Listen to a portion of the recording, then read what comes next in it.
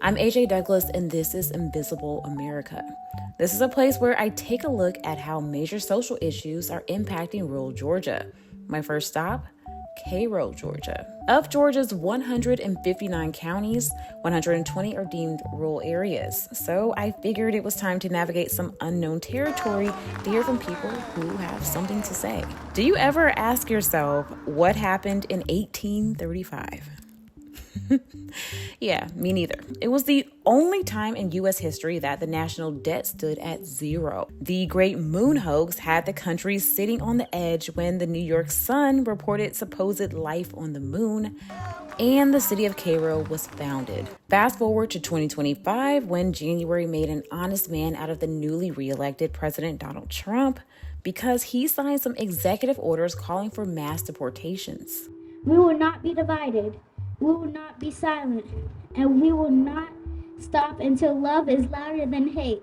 Places like Cairo, Georgia have not been exempt from unwelcome visits from U.S. Immigration and Customs Enforcement, better known as ICE. Immigration is a story of hope, resilience, and the pursuit of a better future. The city is split into thirds. Black, white, and Hispanic populations are almost equally dominant. City and county leaders have not discussed deportations besides confirming that 2 men were picked up for a probation violation earlier this year. But many immigrants have decided to stay home because that's the only way they feel safe.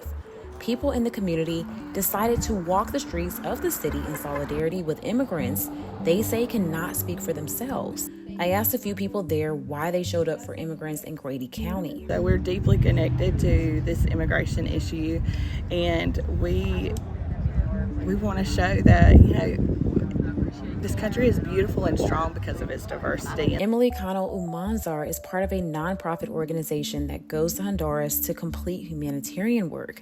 That's where she met her husband. They have 3 children. It may get me in a lot of trouble, but if you know me, you know I don't care.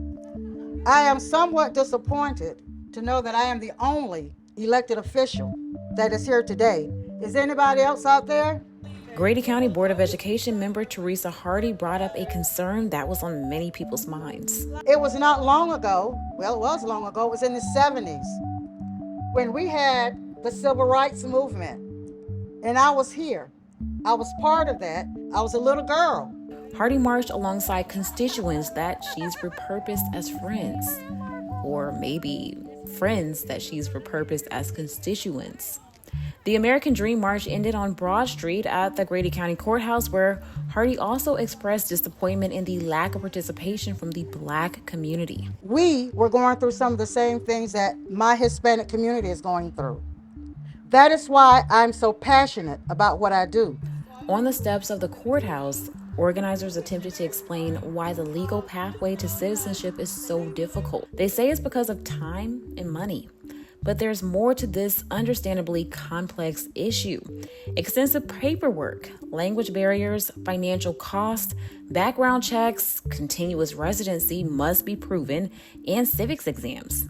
The speeches ended with organizers asking for people to spread the word that it's safe to send their kids to school, but warned that Musk could change that. The tight-knit Latino and Hispanic community of Cairo will continue to warn each other by sharing ICE spottings and traffic stops via Facebook. I'm AJ Douglas, and once a month I'll share bits from my journey to find something in the middle of nowhere.